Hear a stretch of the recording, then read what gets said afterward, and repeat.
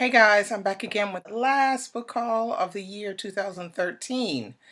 So, no more book hauls until after Christmas, where I will then show you my Christmas presents if I get any good books or if I get any books at all. So, here I have a very big box of the last books that I got, and all of these I got for very reasonable prices, so anywhere from €3 and under. I got these on, I don't know, various different places. Amazon, Book Closeout, went to shops here in my town, so I got, different things. So let me get started with it because I don't want this to be too long. So the first one I have is L'Élégance du Hérisson, which is, you can see it like that. Sorry about the lighting, but it's nighttime here. This is, in English, it's called The Elegance of the Hedgehog. And this is by Muriel Barbery, and this is the French version, as you can see. Folio edition. And I've heard so many people talk about this book when it came out here in France, and even when the movie came out is when I heard a lot about it, but I didn't read the book. And I didn't see the movie. So what I think I'm going to do with this one is I'm going to read this book and then I'm going to rent the movie and check it out. And then I'll just sort of do a comparison kind of thing with that. All right. Next, I have a book called Powder Necklace by Nana Ekwa Brew Hammond. It's a lovely cover. And I think she's Nigerian. So this one, I would love to get to it now, but the list of books that I'm reading for December is crazy. So it's not going to happen. It'll have to this will have to happen in January or February. But yeah, look out for this, and because it's supposed to be pretty good. Okay, next I have Angelina's Bachelors. This is a book that has a bit of a mix between food and a storyline. And I like books like that where you can read about someone's life and there's food mixed in there. I love that. This one, I don't really know. It's Far Too Young to Be a Widow. Angelina D'Angelo suddenly finds herself facing a life without her beloved husband, Frank. Late one night, shortly after the funeral, she makes her way down to the kitchen and pours all of her grief and anger into the only outlet she has left, her passion for cooking. In a frenzy of concentration and swift precision, she builds layer upon layer of thick, rich lasagna, braids loaves of yeasty bread, roast plump herb rubbed chicken, etc. All that sounds good to me. So that's this one. And this is by Brian O'Reilly. Okay, so I don't know who he is, but I'm going to check his book out. Next, you have all heard about this one. It is The Amazing Adventures of Cavalier and Clay. Love this cover. I have to put it like this. So this one, everyone has read it except for me. And I think this one is a Pulitzer Prize winner as well. So I will be checking this one out for sure next year at some point, for sure. Next, I have a Nobel Prize winner, which is The Appointment by Herta Müller. I don't know if I'm pronouncing that name correctly, but looks good. Looks very interesting and intriguing.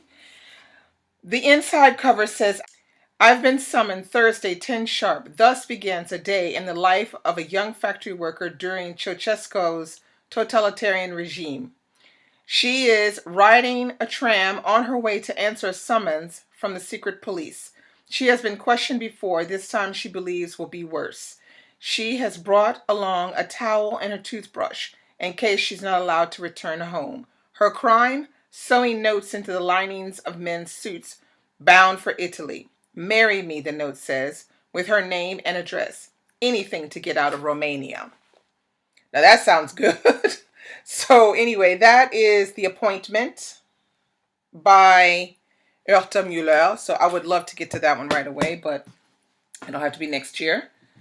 Next, I have Jimmy, the Smartest Kid on Earth. Okay. Now, this is a graphic novel, and you can see all of them there on the back. Now, I have read this one already, so I will be doing a review on that one pretty soon. This is a really fantastic graphic novel. Definitely something to check out. It's really cool the way it looks, like that. So yeah, so I'll be doing a review on that for sure. Next I have, now this one you're all going to fall over and say, what? A YA? What's happened? What's going on with that? Well, this is a YA that I ran across, I think, on a blog, and it's called Butter. Now, I've heard no one talk about this, but when I read the description of it, I quickly had to get it. It sounded really interesting. It takes Butter only 15 minutes to create a website and announce his plan to eat himself to death live on the internet. He wants to command the conversation to make sure that when people talk about him, it is because he invited them to. Butter expects pity, insults, and possibly sheer indifference. What he gets are morbid cheerleaders rallying around his deadly plan. Yet, as their encouragement grows, it feels a lot like popularity, and that feels good. But what happens when Butter reaches his deadline? Can he live with the fallout if he doesn't go through with it? So, I haven't heard, this is written by Aaron J. Lang, or Lang. And yeah, this, I don't know, this sounds like an interesting concept for a book. So, it's YA. I'll be checking it out. I'll tell you if I think it's good or not. Next, I have The Good Lord Bird, James McBride. Now, I've seen this on quite a few blogs and have become very intrigued by it. I have not read anything by James McBride, although I know he has written quite a few books. He's written The Color of Water, Miracle at Santa Ana, and Song Yet Sung. Those are the three that he's written before. So I will be checking out this one probably in February. That looks like because January is already full already. Next, I have Manhattan Transfer by John Dos Passos. Sorry. It's a lovely modern Penguin Modern Classics. Now, this one I saw on a blog, and I became quickly interested in finding out more about this book.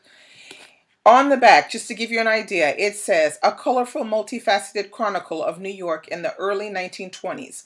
Manhattan Transfer ranks with Joyce's Ulysses as a powerful and often lyrical meditation on the modern city, using experimental montage and collage techniques borrowed from the cinema, and the jumbled case histories of a picturesque range of characters from dockside crapshooters to high society flappers. That sounds really, really good.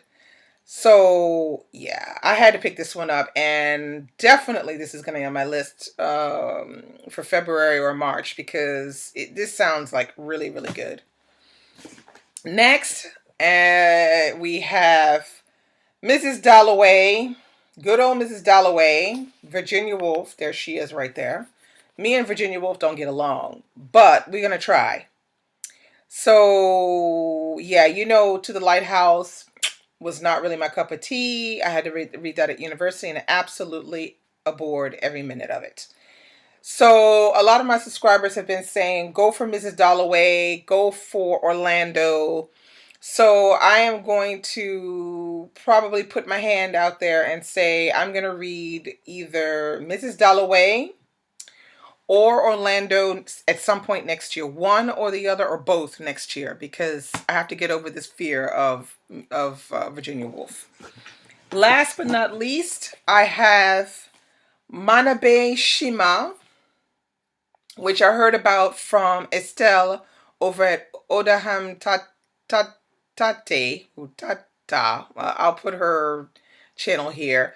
She's got a great channel. Check it out. She was one who was talking about this book. This is actually a Christmas present from one of my daughters, and I'm waiting for another one called Tokyo on Foot by the same guy. This is a French guy. His name is Florent Chavouet, And basically, it's about Japan. He basically visited and lived in Japan for a while, and while he was there, he sketched some of the everyday cultural things about Japan. And the way it's done, you can see the artwork is fantastic. So I'm hoping to give that to one of my daughters, probably the youngest one, and the other one, Tokyo on Foot, will go to my oldest daughter because they both love Japanese culture, Japanese food, manga. They love all that stuff. So that's all I have for you today. This weekend, look out for the reviews. Review. Because I have read quite a few books, even though I haven't been making videos. I have been reading, so that's good. So hope you guys are doing well and you're having a great reading experience and you're all catching up on your reading challenges from Goodreads. I hope everyone is managing to make it and maybe even go over. So good luck with that, and I'll see you this weekend. Bye-bye.